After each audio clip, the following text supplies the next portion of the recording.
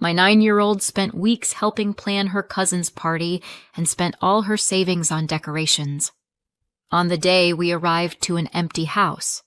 Change of plans, close family and Brooklyn's friends only. She froze. I didn't shout. I did this. 3 days later, their lives started to unravel. Lily had been talking about this party since September. Brooklyn's going to love the theme, she'd said at least 20 times, leaning over her notebook full of sketches. Balloons, tablecloths, centerpieces, all color-coded. I'd watched her save every coin from her allowance to make it perfect. And she did. She spent her own money on ribbons and a personalized cake topper she'd found online. She'd wrapped Brooklyn's present herself, a jewelry set, sparkly enough to pass the cousin's approval test. So when we pulled up in front of my sister Amber's house that morning, Lily's excitement could have powered the car. "Do you think she'll like my dress?" she asked, smoothing the hem for the 5th time. "She'll love it," I said, smiling. I meant it. I wanted today to erase the little cracks.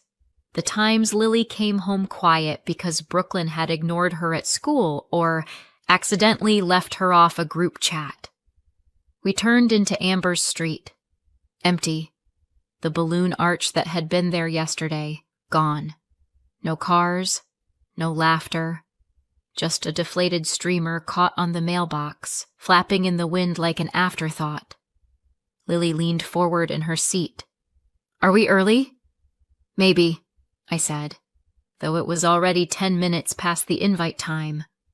She was out of the car before I could unbuckle. The gift bag bumped against her knees as she ran up the porch steps and pressed the doorbell. 1 chime. Silence. She rang again, louder, then knocked. "Maybe they're hiding," she said, half laughing. "You know, surprise entrance or something." "Could be," I said. My stomach didn't buy it. I stepped onto the porch beside her. The curtains were drawn. Inside looked dim, abandoned. The kind of quiet that feels deliberate. Lily peered through the glass. "I see balloons." Maybe they're in the back? There were balloons. Old ones. Half deflated, left behind like scraps from a celebration already finished. She turned back, confusion flickering across her face. "Mom?" "I'll call Aunt Amber," I said quickly. My phone was already in my hand. When I unlocked it, a notification popped up. New message from Amber. 5 minutes ago. Change of plans. Close family and Brooklyn's friends only. That was it. No apology, no explanation. My throat tightened. I turned the screen away before Lily could see it. "Maybe they went somewhere else," I said, too brightly. "Let me check." I stepped off the porch, pretending to scroll through my contacts while my pulse hammered in my ears. Then I called. Amber picked up on the second ring, her voice cheerful, practiced. "Oh, Laura!" "You got my text?" "I saw it," I said, keeping my voice low. "Amber, what happened?" "We're at your house." "Oh, we decided to keep it small." You know how kids are. Brooklyn wanted a different vibe this year. Just close family and her best friends. "She is family," I said, "and she's been helping you for weeks." Amber sighed like I was exhausting her. I know. But I can't make Brooklyn invite people she doesn't want to. She's getting older. She has her own group now." "Amber, she's 10. "Laura," she said, soft and patronizing. "Please don't make this harder than it is." My free hand clenched into a fist. She's sitting in the car with her gift.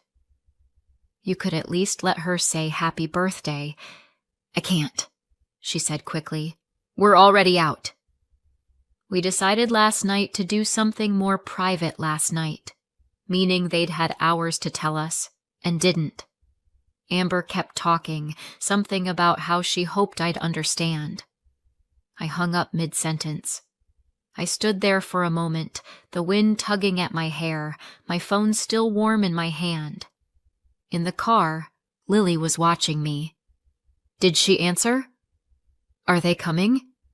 I forced a smile. They, changed plans.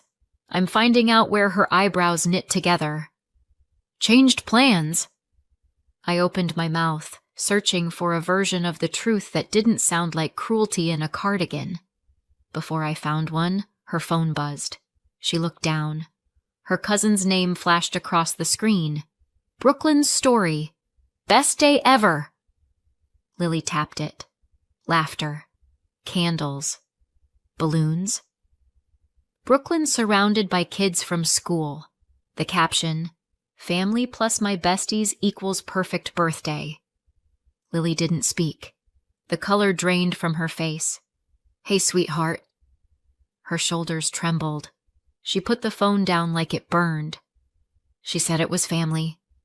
I know. And friends. I know. Am I not? She couldn't finish. I reached for her. She jerked away at first, then collapsed against me, crying so hard it shook us both. I held her tighter, whispering the useless lines mothers are supposed to say. It's fine. We'll make it up to you. People can be thoughtless. Lies. Every one of them. The gift bag slipped from her lap onto the floor. The tissue paper fluttered. For a while, neither of us moved. Outside, the sky was dull gray, the kind that promises rain but never delivers. When her sobs finally slowed, she whispered, "Why would they do that?" I didn't have an answer. I just tucked her hair behind her ear and said, "You didn't do anything wrong." She nodded, though she didn't believe me. We sat there in the parked car, side by side, staring at the dark house like it might apologize. 3 days later, they were the ones who regretted everything. Their lives started to unravel. It wasn't the first time one of Amber's parties ended with someone crying. It was just the first time the tears belonged to my child instead of me. Growing up, Amber didn't walk into a room. She arrived. She had that kind of presence people notice before they realize why.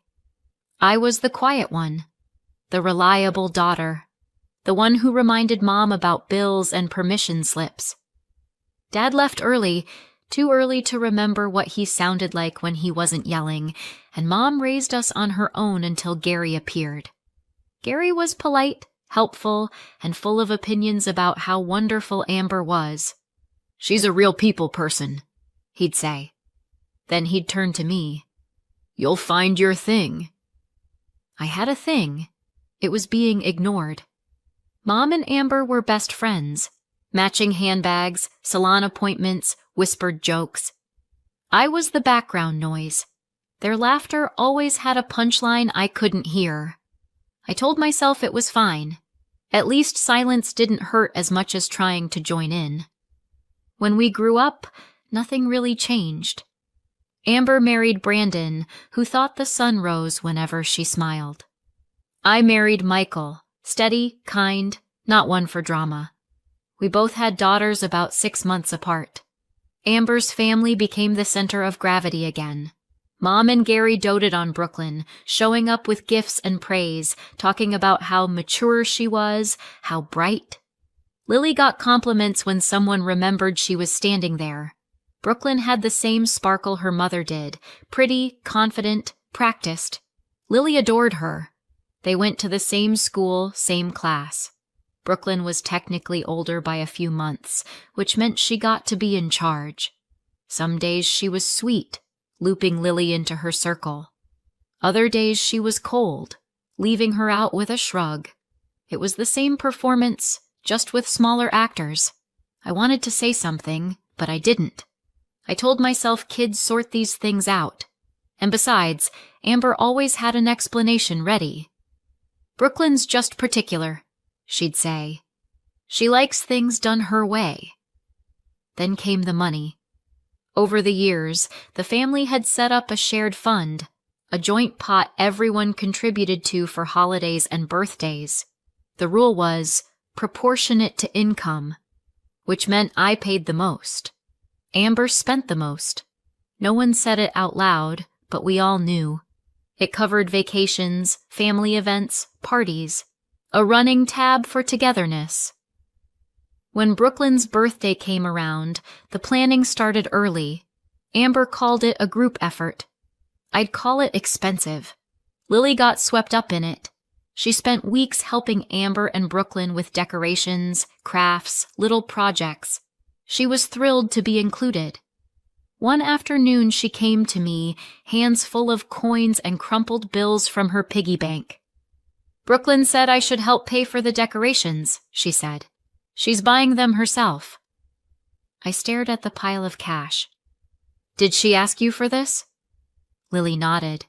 "She said everyone's pitching in." I wanted to say no, that it was wrong, but the hope in her eyes stopped me. It wasn't about money. It was about belonging. "Okay," I said quietly, "if that's what you want to do." She poured the money into a small envelope, her entire savings, about $150, and handed it to Brooklyn the next day.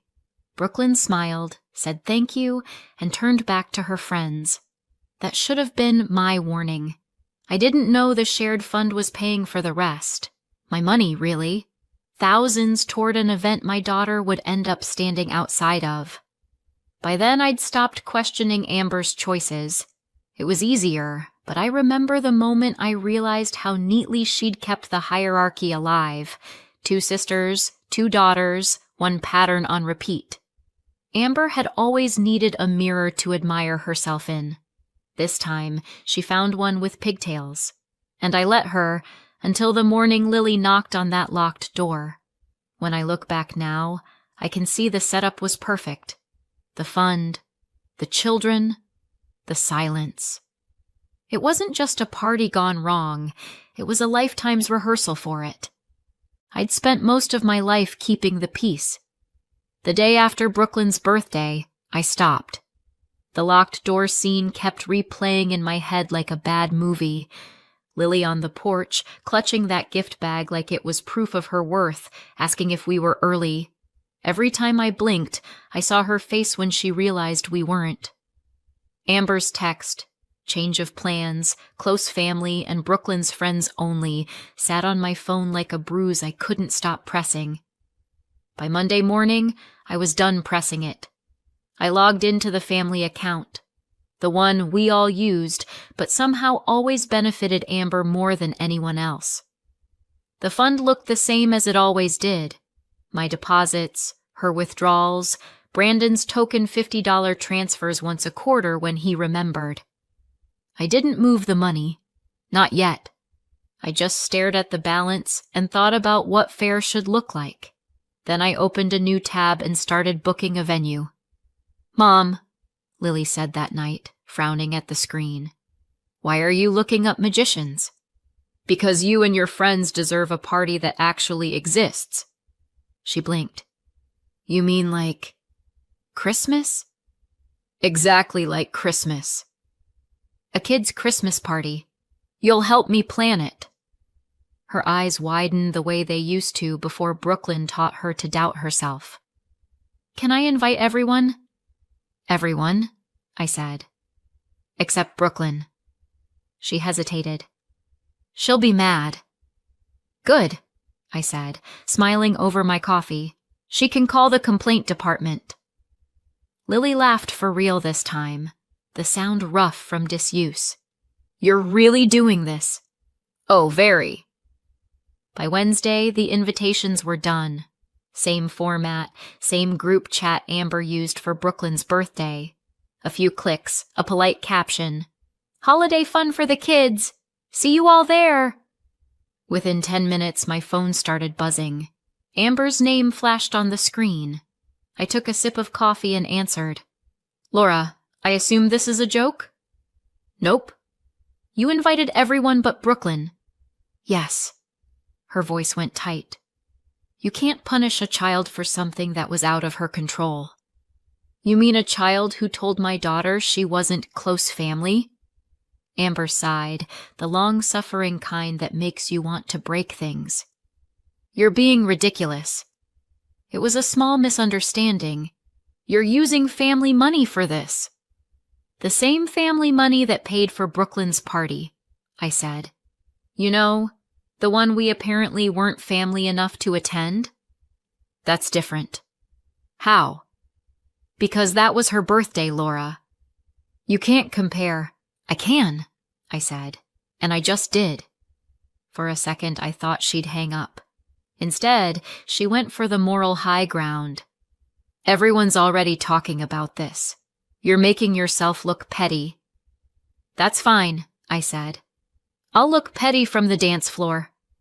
Her gasp was almost satisfying, sharp, indignant, like she'd bitten into a lemon. Click. By Friday, every parent had RSVP'd yes. Every child from their grade, every cousin, everyone except Brooklyn. Lily helped me pick decorations, green and gold this time, none of Brooklyn's pink and silver glitter nonsense. She was quieter than I expected, thoughtful, like she was afraid to jinx it. Do you think she'll say something? She asked. Who? Aunt Amber. She always does. She can say whatever she wants, I said. We're not listening. That earned a grin. A small one, but real. Watching her fuss with ribbons, I realized the house finally sounded different. No more whispers about being left out. No more silence heavy enough to break a heart. The next afternoon, Brooklyn called. I knew it would happen. The silence from Amber's number was just too suspicious. Hi, Aunt Laura. Her voice was syrupy sweet. Mom said you're having a Christmas party. I am. Oh, okay. I think I didn't get the invite. I think you did. She laughed, the fake kind that ends in a pout. So, can I come? Yes, I said. Pause. She hadn't expected that. You can come after you bring $150 from your own pocket money and apologize to Lily. What? That's what Lily gave you for decorations. That's not fair, she said, voice rising. Exactly, I said, feeling the words land like a door finally closing. And I hung up. The morning after I hung up on Brooklyn, my phone started screaming. Not ringing. Screaming. Amber. Mom. Then Amber again. Then a string of numbers I didn't recognize but had family written all over them. I let them pile up like junk mail. By lunch, the first version of the story had already made the rounds. Laura is charging a child $150 to come to her Christmas party. No mention of the locked door, no mention of Lily's tears, no mention of the close family and Brooklyn's friends only message that was still burned into my screen. The group chat looked like a courtroom, half outrage, half gossip. Unbelievable. She's punishing a 10-year-old? Imagine being that bitter. I didn't reply. I never reply when they expect me to. At 3:30, Mom called. The ringtone felt like a threat. Laura, she said, skipping hello. What on earth are you doing? Hi, Mom. Your sister's in pieces. She called me crying, first time for everything. Don't start with that tone. You've humiliated her and poor Brooklyn.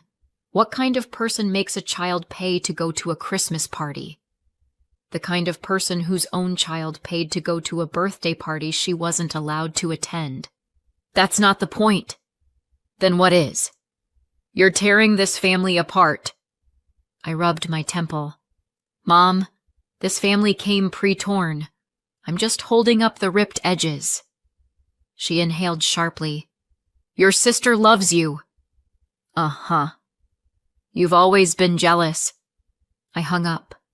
For an hour, I just sat there at the kitchen table, scrolling through comments, watching them pile up. Every new one said the same thing in a slightly different font, that I was cruel, vindictive, obsessed. I read them until the words blurred, until the screen looked like static. The next morning, I decided to end the whispering. I uploaded 2 pictures. No captions, no comments, no explanation. First, the envelope with Lily's handwriting, for Brooklyn's party decorations. Second, a screenshot of Amber's message. Change of plans, close family, and Brooklyn's friends only. That was all. The silence that followed was almost physical. Then came the notifications. I had no idea. That's awful. Good for you. It was like watching people change sides mid-game. Amber didn't post for the rest of the day. Brooklyn quietly deleted a few of the party photos she'd shared. By Friday, the quiet was worse than the noise. It meant they were plotting something. Sure enough, at noon, the doorbell rang. A delivery? No, Mom. She didn't even wait for me to invite her in. "This is madness," she said, marching straight to the living room. "You're destroying your sister's reputation." People won't speak to her. Sounds familiar. Laura. She destroyed herself, Mom. I just stopped covering the cost. You're so cold. Because I learned from the best. She blinked, offended, like the insult hadn't fit the mouth it came from.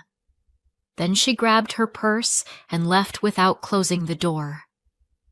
The Christmas party was 2 days later. The hall glittered with green and gold, lights strung from every beam. The smell of cookies and hot chocolate hung in the air. Lily's laughter came from somewhere near the games table, sharp and bright. People kept congratulating me on such a nice idea. They used that careful tone adults use when they mean good for you for surviving that mess. Halfway through, while kids raced for prizes and the music played, the door opened. Amber. And Brooklyn. Of course. You could feel the air change, like someone turned down the volume on the whole room. Amber looked flawless, as always. High heels, red lipstick, that smile she used when she wanted to win something. Brooklyn stood half behind her, clutching a silver envelope. Laura, Amber said, all warmth. We wanted to talk. We're in the middle of the party. Exactly. Everyone's here, and Brooklyn has something to say. The crowd drifted closer. Parents, kids, curiosity. Brooklyn stepped forward, eyes flicking everywhere but mine. I'm sorry, Aunt Laura. The words came out stiff, rehearsed. For not inviting Lily. It was mean. I shouldn't have for not inviting her, I asked. Or for taking her money and spending it? Her chin trembled. Both. Amber beamed like a director proud of her actor. She insisted on making it right. Go on, sweetheart. Brooklyn held out the envelope. It's $150. From my own savings, Amber jumped in, her voice too bright. We talked about it all week. She wanted it to be sincere, sincere. The word hung there like perfume. Sweet, fake, choking. I took the envelope but didn't open it. Amber smoothed her coat. So, we're good now? Brooklyn can stay? I looked at her. That's not up to me. I turned to the room. What do you think? Should they come in? A few adults exchanged glances. One of the moms said softly, After everything? I don't think so. Several kids shook their heads. Amber's smile cracked. You're really going to make a show of this? You made one when you left a child crying on a porch. Brooklyn's lip trembled. Amber snapped. Fine. Then give us the money back. No, I said. My daughter paid you and never got to take part. This isn't revenge. It's a refund. A ripple of whispers ran through the crowd. Amber's voice rose, desperate now. "You're unbelievable!" "I'm consistent," I said. "You take." I return. Brooklyn started crying, loud, messy, real this time. The sound sliced through the music. Amber grabbed her hand. "Come on, sweetheart." "We don't need this." They walked out to a wall of silence. No one followed. When the door shut, the music started again, almost by instinct. Someone turned it up. Kids went back to their games, pretending nothing had happened. Later, while the lights dimmed and the hall emptied, Lily came to me holding a cookie shaped like a star. "Was that bad?" she asked. "It was fair," I said. She thought for a moment. "Fair feels better than nice." I smiled. "It usually does." We cleaned up together. When we were done, I set the unopened envelope beside the leftover cake. "Put it toward next year's decorations," I told the staff. Outside, laughter spilled from the parking lot, bright, unfiltered, nothing to fix. My phone buzzed again. Amber's name. I turned it over, face down on the table. Some lessons cost money. Some cost pride. This one cost both. And it was worth every cent. 6 months later, the house is quiet in a good way.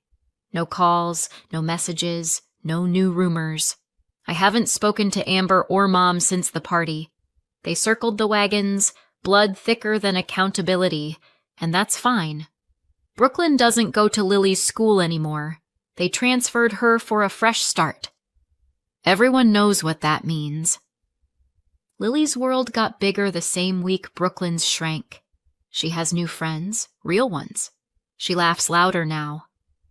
When she talks about school, there's no tension hiding between the words. I still catch myself staring at her sometimes, waiting for a trace of the old timidness. But it's gone. She's fearless now. Maybe that was the point.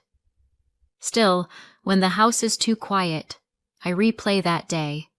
Brooklyn's tear-streaked face, Amber's glare, the door closing behind them.